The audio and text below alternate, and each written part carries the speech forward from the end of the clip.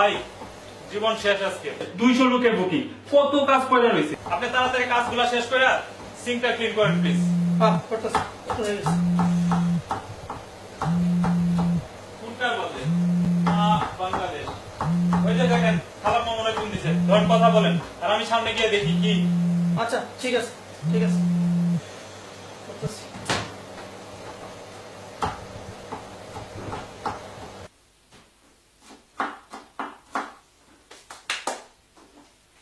মার একটা ফোন দিই।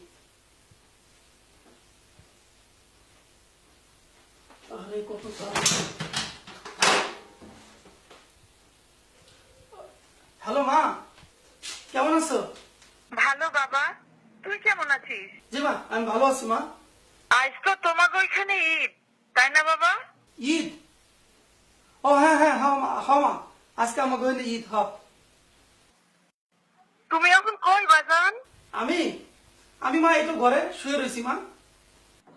ঈদের খাবার রান্না করস না বাবা? মা আনছি, অনেক কিছু আনছি মা, মুরগি, পোলাও, গরুর মাংস, পিঠা আর অনেক কিছু মা। খাইছস বাবা? না মা খাই নাই তো, এখন খাবো। তাহলে বাবা তুই একটু খা, আমি তোর খাওয়ানোর শব্দটা একটু শুনি। কতদিন ধরে তুই বিদেশে, তোর খাওয়ানোর শব্দটা শুনলেও আমার কলজাটা ঠান্ডা হয়ে যাবে বাবা। রে বাজান, কত কষ্ট না খাইছা তোর?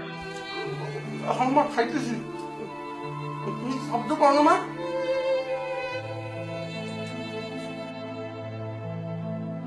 বাজান পাইতেছি, খা বাজান খা, ওর একটা বই রাখা।